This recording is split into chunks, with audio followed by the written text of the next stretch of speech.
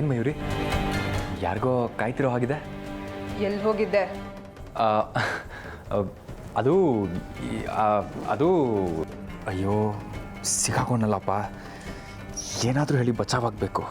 ನಿನ್ನನ್ನೇ ಕೇಳಿದ್ದು, ಎಲ್ಲಿ ಹೋಗಿದ್ದೆ? ಅದು ಇಲ್ಲ, ನನ್ನ ಫ್ರೆಂಡ್ ಬಂದಿದ್ಲು. ಅಲ್ಲಲ್ಲ ಬಂದಿದ್ದ, ಅವನ್ನ ಮಾತಾಡ್ಸ್ಕೊಂಬರೋಣ ಅಂತ ಹೋಗಿದ್ದೆ. ಓಹೋ, ಯಾರು ಫ್ರೆಂಡ್ ಅಂದರೆ ಕ್ಲಾಸ್ಮೇಟಾ? ಇಲ್ಲ ಇಲ್ಲ ಇಲ್ಲ, ನಾನು ಜಿಮ್ಗೆ ಹೋಗ್ತೀನಲ್ಲ ಅಲ್ಲಿ ಫ್ರೆಂಡು. ಹಾಗಾದರೆ ಮನೆ ಒಳಗೆ ಕರಿಬೋದಿತ್ತಲ್ಲ? ಅದು ಅರ್ಜೆಂಟಲ್ಲಿದ್ದ ಮಯೂರಿ, ನೆಕ್ಸ್ಟ್ ಟೈಮ್ ಪಕ್ಕ ಕರಿತೀನಿ. ಹಾಂ, ಥೂ, ನಾಚಿಕೆ ಆಗಲ್ವಾ? ಎಷ್ಟು ಚೆನ್ನಾಗಿ ಹಸಿ ಸುಳ್ಳು ಹೇಳ್ತೀಯ ಅಲ್ವಾ? ಗೊತ್ತಾಗೋಯ್ತು ಜುಳಿಗೆ ಹೊರಗೆ ಬಂದಿದ್ದು ಅಮೃತ ಅವರು ಅಂತ. ಏನಪ್ಪ ಮಾಡೋದು? ನಾನು ಎಲ್ಲ ನೋಡಿದೆ, ನನ್ನ ಕಣ್ಣಾರೆ ನೋಡಿದೆ. ನೀನು ಆಚೆ ಓಡೋಡಿ ಹೋಗಿದ್ದು, ಆ ಸುಂದರಿ ಅಮೃತ ನಿನಗೆ ಕಾಯ್ಕೊಂಡು ನಿಂತಿದ್ದಿದ್ದು, ನೀನು ಹಲ್ಗಿಂಚ್ಕೊಂಡು ಅವಳ ಹತ್ರ ಮಾತಾಡ್ತಿದ್ದಿದ್ದು ಎಲ್ಲ ನೋಡಿದೆ. ನೋಡಿದೆ ಅಂದಮೇಲೆ ಡೈರೆಕ್ಟಾಗಿ ಕೇಳ್ಬೋದಾಗಿತ್ತಲ್ಲ, ಇಷ್ಟೊಂದು ಸೀನ್ ಯಾಕೆ? ನೀನು ಡೈರೆಕ್ಟಾಗಿ ನಿಜ ಹೇಳ್ಬೋದಿತ್ತಲ್ವಾ, ಸುಳ್ಳು ಯಾಕೆ? ಅಲ್ಲ, ಅವರು ನಮ್ಮ ತಂದೆ ಆಫೀಸ್ ಪಾರ್ಟ್ನರ್ಸ್ ಅಲ್ವಾ, ಏನೋ ಆಫೀಸ್ ಕೆಲ್ಸಕ್ಕೆ ಬಂದಿದ್ರಂತೆ, ಹಾಗೆ ಫೈಲ್ ಕೊಟ್ಟು ಹೋದರು. ಅದನ್ನ ಈಸ್ಕೊಂಡು ಓ, ಎಲ್ಲಿ ಫೈಲ್ ತೋರಿಸು ನೋಡೋಣ. ಅದು ಬರುವಾಗ ಮನೇಲಿ ಮರ್ತು ಬಂದ್ರಂತೆ. ಹಾಗಾದರೆ ಆಗಲೇ ರೈಟ್ ಹೇಳ್ಬೋದಿತ್ತಲ್ವಾ? ನಿನ್ನ ಹತ್ರ ಏನು ಅಷ್ಟೊತ್ತು ಮಾತು? ಸರಿಯಾಗಿ ಸಿಗಾಕೊಂಡೆ ಇವತ್ತು. ನನಗಿವೆಲ್ಲ ಇಷ್ಟ ಆಗಲ್ಲ ಅರ್ಜುನ್. ನೀನು ಲಿಮಿಟ್ ಮೀರಿ ಹೋಗ್ತಿದ್ಯಾ. ನಾನು ಮದುವೆ ಆಗೋ ಹುಡುಗ ಕಣ್ ಹುಡುಗಿರ ಜೊತೆ ಲಲ್ಲೆ ಹೊಡಿತಿದ್ರೆ? ಮಯೂರಿ, ಅವರು ಕಂಡು ಹುಡುಗಿರಲ್ಲ, ಅಮೃತ. ಡ್ಯಾಮೇಡ್, ಅವಳು ನನಗೆ ಕಂಡವಳೆ. ನಿನಗೆ ಲಾಸ್ಟ್ ವಾರ್ನಿಂಗ್ ಕೊಡ್ತಾ ಇದ್ದೀನಿ. ಈ ಮಯೂರಿ ಜೊತೆ ಮರ್ಯಾದೆಗೆ ಹೊಂದ್ಕೊಂಡು ಹೋದ್ಯೋ ಸರಿ, ನಾನು ಮದುವೆ ಆಗೋ ಹುಡುಗ ಯಾರ್ಯಾರ್ದೋ ಜೊತೆ ಹಲ್ಕಿರ್ಕೊಂಡು ನಿಂತಿದ್ರೆ ನನಗೆ ಮೈಯೆಲ್ಲ ಉರಿಯುತ್ತೆ. ಅರ್ಥ ಮಾಡ್ಕೊಂಡು ನನ್ನ ಜೊತೆ ಸಂಸಾರ ಮಾಡ್ಕೊಂಡು ಹೋದ್ಯೋ ಸರಿ, ಇಲ್ಲಾಂದ್ರೆ ಏನು ಮಾಡ್ತೀಯಾ? ನಾನು ಆವಾಗಲಿಂದ ನೋಡ್ತಾ ಇದ್ದೀನಿ, ನಾನು ಸುಮ್ಮನೆ ಇದ್ದೀನಿ ಅಂತ ಬಾಯಿಗೆ ಬಂದಂಗೆ ಮಾತಾಡ್ತಾ ಇದೆಯಲ್ಲ. ಆಗಿರೋದು ಬರೀ ಎಂಗೇಜ್ಮೆಂಟ್ ಅಷ್ಟೇ. ಆಗಲೇ ನನ್ನ ಗುಲಾಮನ್ ಥರ ನೋಡ್ತಾ ಇದೆಯಲ್ಲ. ಹೌದು, ಹಾಗೆ ಅನ್ಕೋ. ಅರ್ಜುನ್, ನನ್ನನ್ನು ಕೆಣಕ್ಬೇಡ, ಚೆನ್ನಾಗಿರಲ್ಲ. ನನ್ನ ಅರ್ಜುನ್ ನನ್ನ ಸ್ವತ್ತು ಮಾತ್ರ. ಅವಳು ಯಾವಳಾದ್ರೂ ನನ್ನ ಅರ್ಜುನ್ ಹತ್ರ ಬಂದ್ರೆ ಹೊಸ್ಕಾಕ್ಬಿಡ್ತೀನಿ. ಮಯೂರಿ, ಓ, ನಿನಗೆ ಒಳ್ಳೆ ಮಾತಲ್ಲಿ ಹೇಳಿದ್ರೆ ಕೇಳಲ್ಲ ಅಲ್ಲ? ಮಾಡ್ತೀನಿ ಇರು.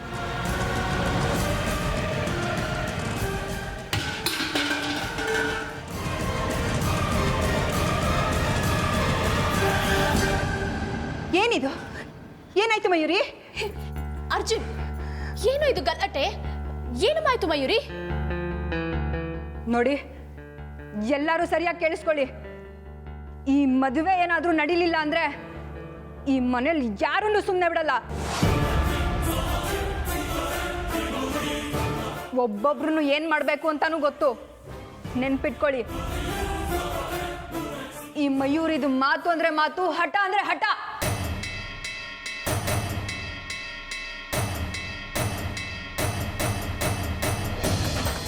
ಅಯ್ಯೋ, ಏನಮ್ಮ ಇದು ಹೀಗೆ ಮಾತಾಡ್ಬಿಟ್ಟು ಹೋಗ್ತಿದ್ದಾಳೆ?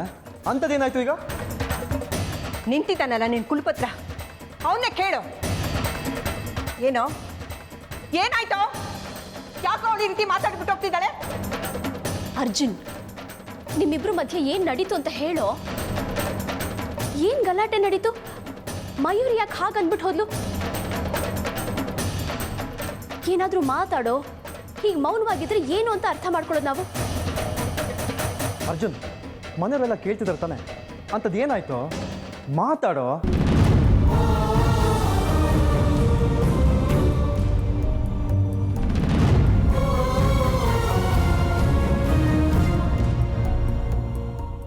ಅತ್ತೆಮ್ಮ, ಮೊದಲು ಇದನ್ನೆಲ್ಲ ಕ್ಲೀನ್ ಮಾಡಿ ಆಮೇಲೆ ವಿಚಾರಿಸೋಣ. ಸಮಾಧಾನ ಮಾಡ್ಕೊಳ್ಳಿ.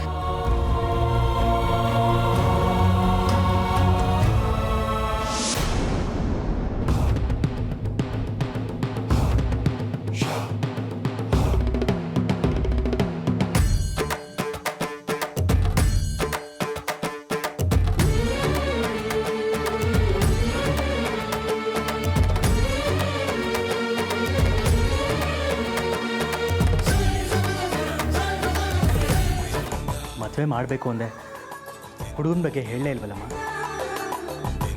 ಹೌದಮ್ಮ, ಹುಡುಗ ಯಾರು? ಅವನ ಹೆಸರೇನು?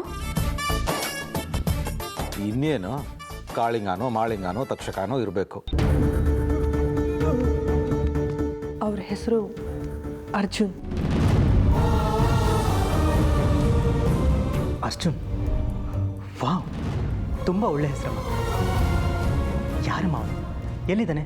ಏನು ಮಾಡ್ಕೊಂಡಿದ್ದಾನೆ? ಯಾವುದೋ ಕಾಡಲ್ಲೋ ಹುತ್ತದಲ್ಲೋ ಹರಿದಾಡ್ಕೊಂಡಿರ್ತಾನೆ. ಇನ್ನೇನು? ಅಪ್ಪ ಅಮ್ಮ, ಅವರು ನಿಮಗೂ ಚೆನ್ನಾಗಿ ಗೊತ್ತು. ನಿಮ್ಮ ಬಿಸ್ನೆಸ್ ಪಾರ್ಟ್ನರ್ ವಿಷ್ಣು ಅವ್ರ ಮಗ ಅರ್ಜುನ್.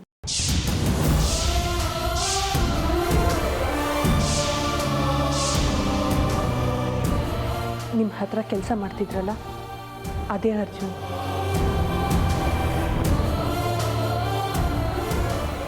ನನ್ನ ಮನಸಾರಿ ಇಷ್ಟಪಡ್ತಿರೋ ಅರ್ಜುನ್ ಅವರೇ.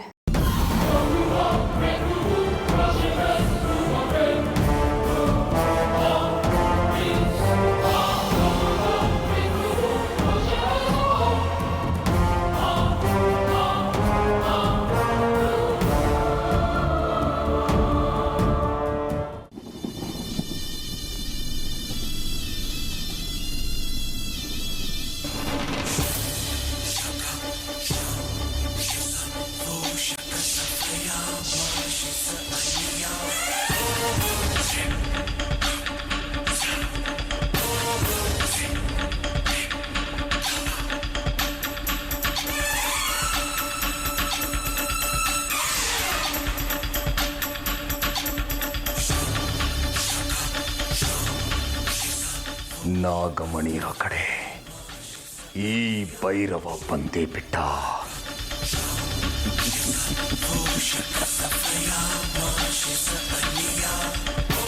ಜೈ ಮಹಾಕಾಲ.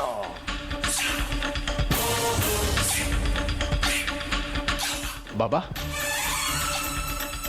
ಬನ್ನಿ ಬಾಬಾ. ಬಾಬಾ, ನೀವಿಷ್ಟು ದೂರ ಯಾಕೆ? ಭಕ್ತರಿರೋ ಕಡೆ ಗುರುಗಳು ತಾವಾಗೆ ಬರಬಾರ್ದ? ಚಚೆ, ಹಾಗೇನಿಲ್ಲ ಬಾಬಾ. ಅಜ್ಜ, ಮಯೂರಿ ಆಶೀರ್ವಾದ ತಗೊಳ್ಳಿ.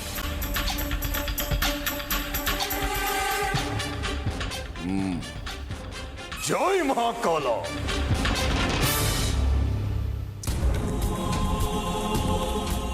ಆದರೂ ಬಾಬಾ, ಇಷ್ಟು ದೂರ ಬಂದು ತೊಂದರೆ ತಗೊಂಡ್ರಿ ಅನ್ಸುತ್ತೆ. ಒಂದು ಮಾತು ಹೇಳಿ ಕಳಿಸಿದ್ರೆ. ನಿಮಗೆಲ್ಲ ತೊಂದರೆ ಇರೋದಕ್ಕೆ ನಾನು ಇಲ್ಲಿಗೆ ಬಂದಿರೋದು ರುದ್ರ.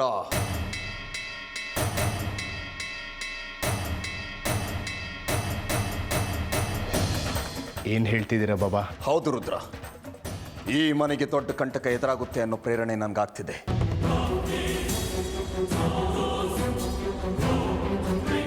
ಇನ್ನು ಸ್ವಲ್ಪ ದಿನಗಳಲ್ಲಿ ಈ ಮನೆ ತುಂಬ ತೊಂದರೆಗಳು ಸುತ್ತಕೊಳ್ಳುತ್ತೆ. ಅಂದ್ರೆ ಈ ಮನೆಗೆ ತೊಂದರೆಗಳು ಹಾವಿನ ರೂಪದಲ್ಲಿ ಬಂದು ಸುತ್ತಕೊಳ್ಳೋ ಎಲ್ಲ ಲಕ್ಷಣಗಳು ಕೂಡ ಕಾಣಿಸ್ತಾ ಇದೆ. ಹಾಗೆ ಈ ಮನೆಯಲ್ಲಿ ಹಾವಿನ ಹೆಜ್ಜೆಗಳು ಕೂಡ ಗೋಚರಿಸೋ ಎಲ್ಲ ಲಕ್ಷಣಗಳು ಕೂಡ ಕಾಣಿಸ್ತಾ ಇದೆ. ಇನ್ನು ಸರ್ಪದೋಷ ನಿವಾರಣೆ ಆಗಿಲ್ಲ ತಾಯಿ.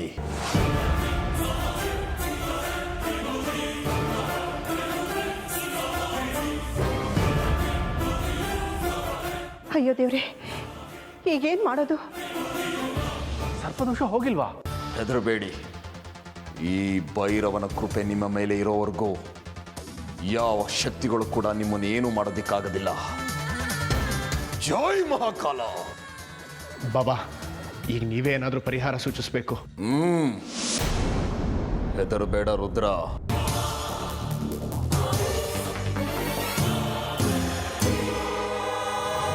ಜೈ ಮಹಾಕಾಲ.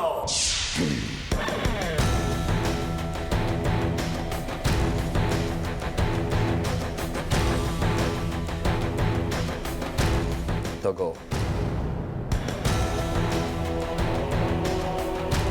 ನಾನು ಮೊದಲು ಕೊಟ್ಟ ತಾಯ್ತಗಳ ಶಕ್ತಿ ಕ್ಷೀಣಿಸಿರೋದೇ ಇದೆಲ್ಲದಕ್ಕೂ ಕಾರಣ. ಈ ತಾಯ್ತನ ನೀನು ವಿಷ್ಣು ಇಬ್ರು ಧರಿಸಿ ಯಾವ ಹಾವು ಕೂಡ ನಿಮ್ಮ ಹತ್ರ ಸುಳಿಯಲ್ಲ. ಆಗಲಿ ಬಾಬಾ.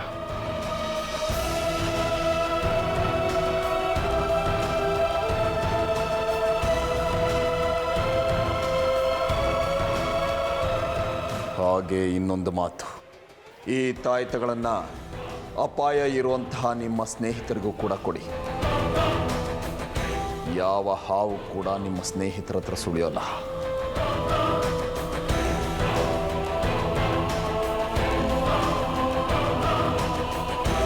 ನಾನು ತುಂಬ ಮುಖ್ಯವಾದ ವಿಚಾರ ಮಾತಾಡೋದಿದೆ.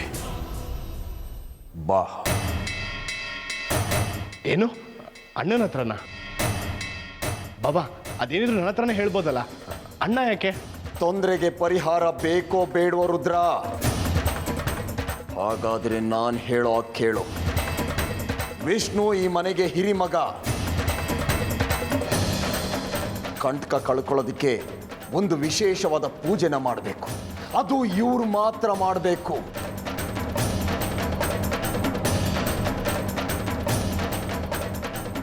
ಈ ವಿಚಾರವಾಗಿ ನಾನು ಮಾತಾಡಬೇಕಾಗಿರೋದು ವಿಷ್ಣು ಹತ್ರ. ಅರ್ಥ ಆಯ್ತಾ? ವಿಷ್ಣು, ನಿನ್ನ ಜೊತೆ ಮಾತಾಡೋದಿದೆ, ಬಾ.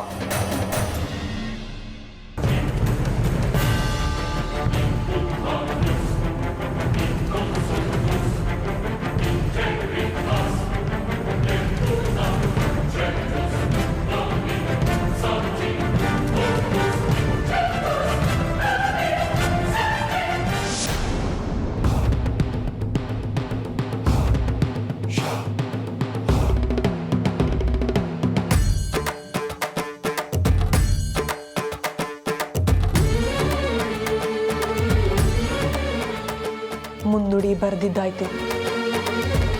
ಈಗ ಮುಂದಿನ ಕೆಲಸ ಹೇಗೆ ಏನು ಅಂತ ಯೋಚಿಸ್ಬೇಕು.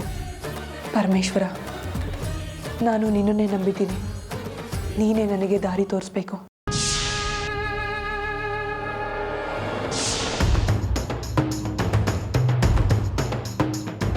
ಅಮೃತ,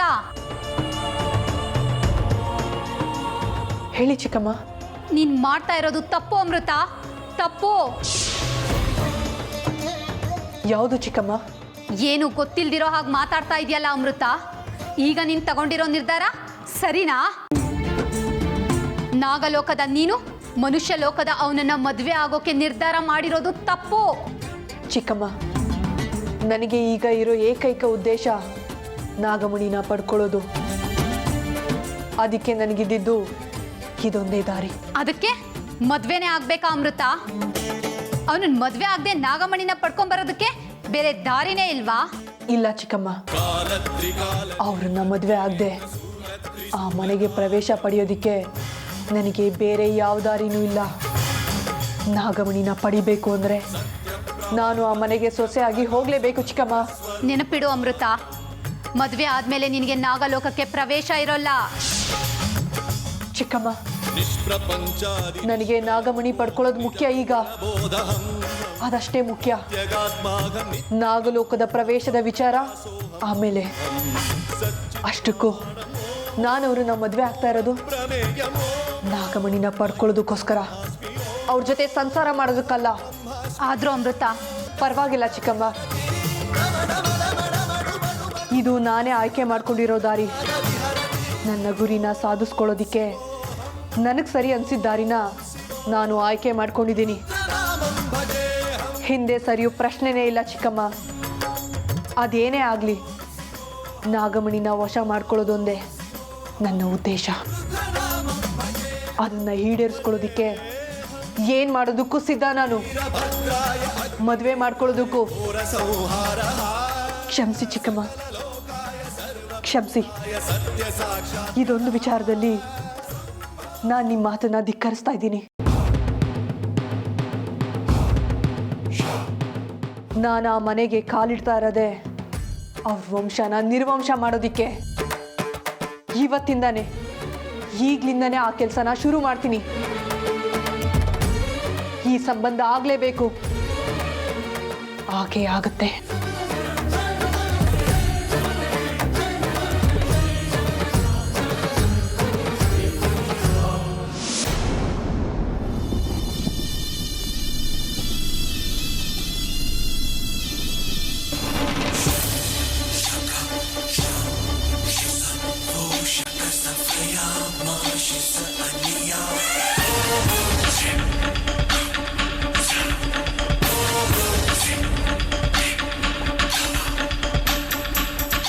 ಎಲ್ಲೋ ಮೋಡಿಗಾರ ನಾಗಮಣಿಯಂಥ ನಾಗಮಣಿನ ಬಚ್ಚಿಟ್ಕೊಂಡು ಏನು ಗೊತ್ತಿಲ್ಲದಿರೋ ಮುದ್ದನ ಹಾಗೆ ಇರೋದು ನೋಡು.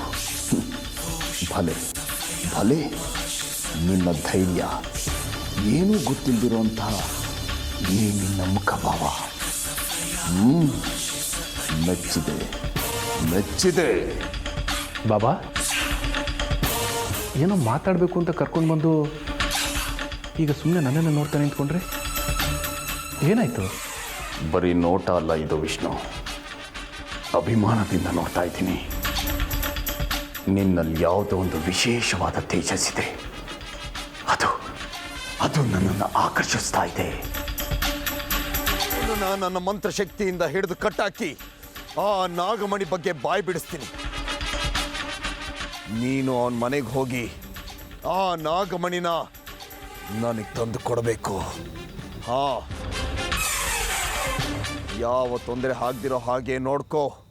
ಹಾಗೆ ಆ ವಿಷ್ಣು ಬರಬೇಕಾದ್ರೆ ಬರೋ ಸೂಚನೆನ ನನಗೆ ತಿಳಿಸು. ಅರ್ಥ ಆಯ್ತಾ?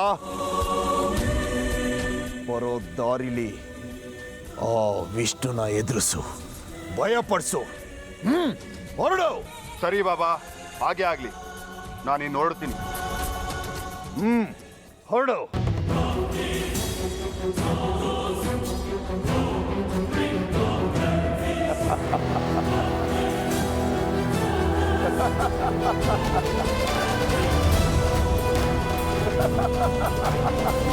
ಒಂದು ಕೆಲಸ ಮಾಡ್ತೀನಿ, ಕಾರ್ನ ಸ್ವಲ್ಪ ದೂರದಲ್ಲೇ ನಿಲ್ಲಿಸಿ ಅಲ್ಲಿಂದ ನಡ್ಕೊಂಡು ಹೋಗೋದೇ ವಾಸಿ. ಆಮೇಲೆ ಕಾಡಲ್ಲಿ ವಾಪಸ್ ಬರೋದಕ್ಕೆ ಕಷ್ಟ ಆಗುತ್ತೆ. ಅದೇ ಸರಿ.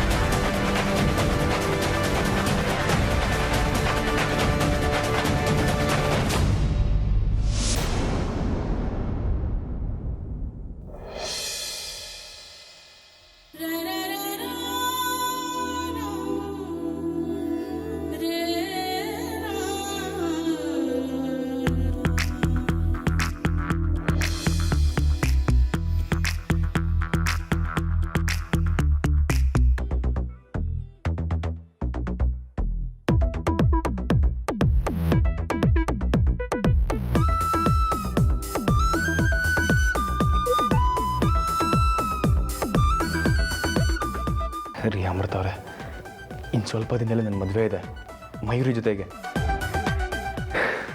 ಈಗ ನನಗೆ ನಾನು ಕಾಂಪ್ರಮೈಸ್ ಮಾಡಿಕೊಂಡು ಮದುವೆ ಆಗೋದಕ್ಕೆ ಒಪ್ಕೊಂಡಿದ್ದೀನಿ. ಆದರೆ ನೆನಪುಗಳು ನಂಗೆ ನಿದ್ದೆ ಮಾಡೋದಕ್ಕೆ ಬಿಡ್ತಾಯಿಲ್ಲ. ಪ್ಲೀಸ್ ನಿದ್ದೆ ಮಾಡೋಕ್ಕೆ ಬಿಡ್ರಿ.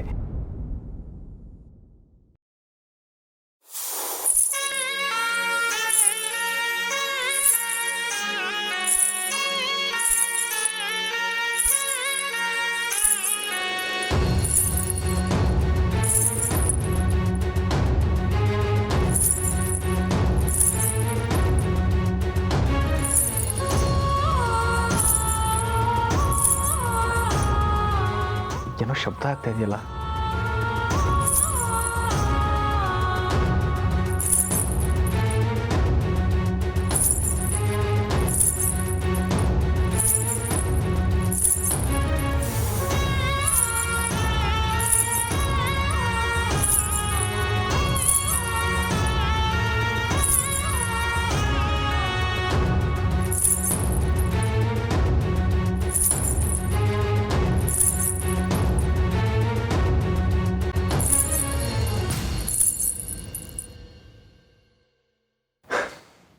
ಅಜ್ಜಿ ಹೇಳ್ತಾಯಿದ್ರು, ಈ ಮಳೆ ಹುಳು ಶಬ್ದನೂ ಸೇಮ್ ಗೆಜೆ ಶಬ್ದ ಥರನೇ ಇರುತ್ತಂತೆ. ಒಳ್ಳೆ ಕಿರಿಕಿರಿ ಬಂತು.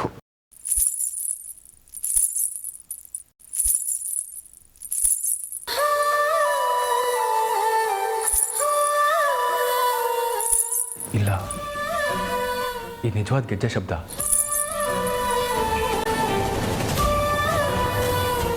ಮಯೂರಿ ಏನಾರು ಓಡಾಡ್ತಾ ಇದ್ದಾಳ?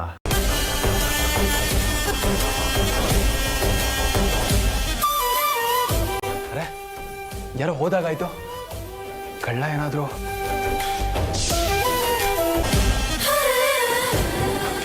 ಅರ್ಜುನ್, ನೀ ನನಗೋಸ್ಕರ ಹುಡ್ಕೊಂಡು ಹೊರಗಡೆ ಬಂದೇ ಬರ್ತೀಯ ಅಂತ ನನಗೆ ಗೊತ್ತು.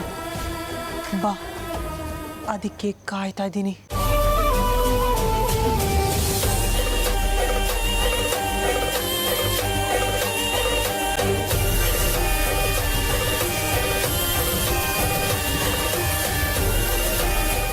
ಅಯ್ಯೋ ಶಿವನೇ, ಇಷ್ಟೊತ್ತಲ್ಲಿ ಯಾವ ಹುಡುಗಿ ಇರ್ಬೋದು? ಹೌದು, ಹುಡುಗಿನೇ. ಅದು ಇಷ್ಟೊತ್ತಲ್ಲಿ ಇಲ್ಲಿ. ಅನಾಹುತ ಆಗೋಯ್ತು.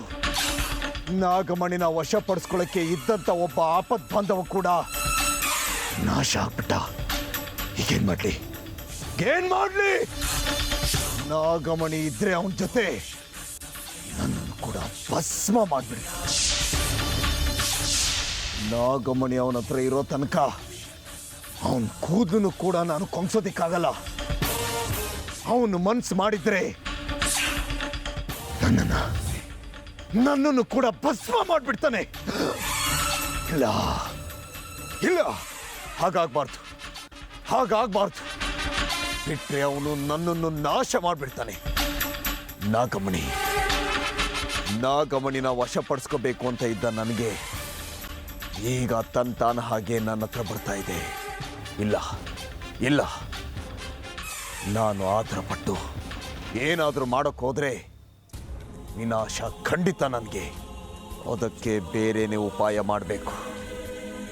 ಮೋಸದಿಂದ ಆದರೂ ಸರಿ ಆ ವಿಷ್ಣುವಿಂದ ನಾಗಮಣಿನ ನಾನು ಲಪ್ಟಾಯಿಸ್ಕೋಬೇಕು. ಹೌದು, ಅದೇ ಸರಿ. ಈಗ ಏನು ಆಗ್ದಿರೋ ಹಾಗೆ ಇದ್ಬಿಟ್ರೆ ಅದೇ ಜಾಣತನ.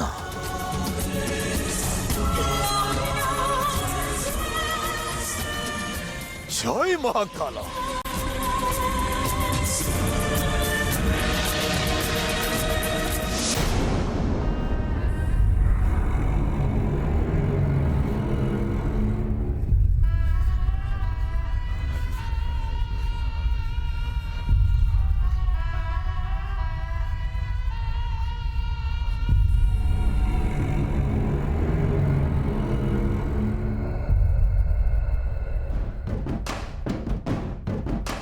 ನಮಸ್ಕಾರ ಬಾಬಾ.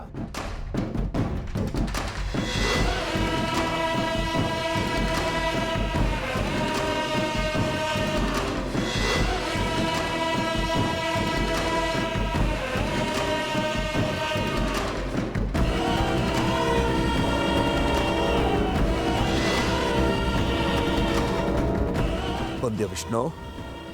ಬಾ. ಯಾಕಿಷ್ಟಡ? ಬರುವಾಗ ದಾರಿಲಿ ಏನಾದರೂ ತೊಂದರೆ ಆಯ್ತಾ? ಇಲ್ಲ ಬಾಬಾ, ಅಂಥದ್ದೇನಾಗಿಲ್ಲ. ತಡವಾಗಿದ್ದಕ್ಕೆ ನನ್ನನ್ನು ಕ್ಷಮಿಸಿ. ಇರಲಿ, ಕೂತ್ಕೋ.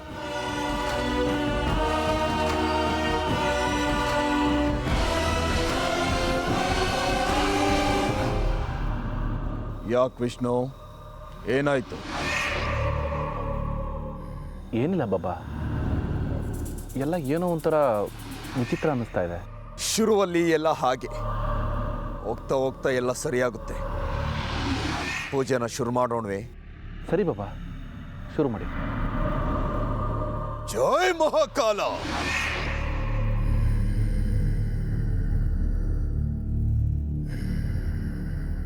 ಜೈ ಮಹಾಕಾಲ.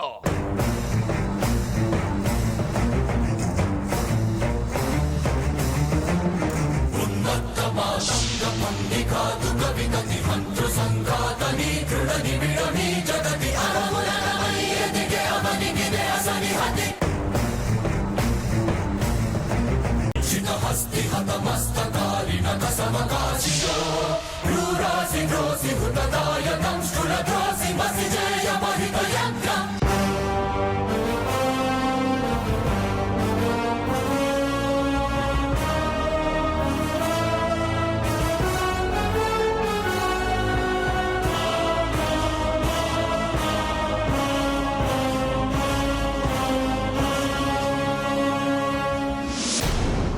ಅಮೃತ ಎದ್ಯಾ ಅಮ್ಮ? ತಗೋ ಕಾಫಿ. ಅಮ್ಮ ನೀವ್ಯಾಕೆ ತರಕ್ಕೆ ಹೋದ್ರಿ? ನಾನೇ ಬರ್ತಾ ಇದ್ನಲ್ಲ, ಸುಮ್ಮನೆ ನಿಮ್ಗೆ ಯಾಕೆ ತೊಂದರೆ? ಅಮ್ಮ ಮಗಳಿಗೆ ಕಾಫಿ ತಂದು ಕೊಡೋದ್ರಲ್ಲಿ ಏನಮ್ಮ ತೊಂದರೆ ಇದೆ? ಅಮೃತ ಏನು ಯೋಚನೆ ಮಾಡಿದೆ? ಯಾವುದ್ರ ಬಗ್ಗೆ? ಅದೇಮ್ಮ ಅರ್ಜುನ್ ವಿಚಾರದ ಬಗ್ಗೆ. ಅದರಲ್ಲಿ ಯೋಚನೆ ಮಾಡೋವಂಥದ್ದು ಏನಿದೆ? ನಾನು ಒಂದು ಸರಿ ನಿರ್ಧಾರ ಮಾಡಿದ್ರೆ ಮುಗೀತು, ಬೇರೆ ಮಾತೇ ಇಲ್ಲ. ಅಲ್ಲಮ್ಮ, ಅಲ್ಲಿ ನೋಡಿದ್ರೆ ಅವರಿಗೆ ಎಂಗೇಜ್ಮೆಂಟ್ ಆಗಿದೆ. ನೀನು ನೋಡಿದ್ರೆ ಹೀಗೆ ಹೇಳ್ತಿದ್ಯಾ, ಹೇಗಮ್ಮ ಸಾಧ್ಯ? ನೋಡು, ಇದ್ಯಾಕೋ ಸರಿ ಹೋಗಲ್ಲ ಅಂತ ಅನಿಸ್ತಾ ಇದೆ. ಹೇಗಾದರೂ ಮಾಡಿ ಮನಸ್ಸಿಂದ ಇದನ್ನ ತೆಗೆದು ಹಾಕ್ಬಿಡು. ಗಟ್ಟಿ ಮನ್ಸು ಮಾಡಿ ಅರ್ಜುನ್ ಅವರನ್ನ ಮರ್ತು ಬಿಡಮ್ಮ. ನಾವು ನಿನಗೆ ಒಳ್ಳೆ ಕಡೆ ಗಂಡು ನೋಡಿ ಮದುವೆ ಮಾಡ್ತೀವಿ. ಯೋಚನೆ ಮಾಡುಮ್ಮ. ಆಯ್ತಮ್ಮ, ನೀವು ಹೇಳ್ದಾಗೆ ಅರ್ಜುನ್ ಅವ್ರನ್ನ ಮರ್ತು ಬಿಡ್ತೀನಿ.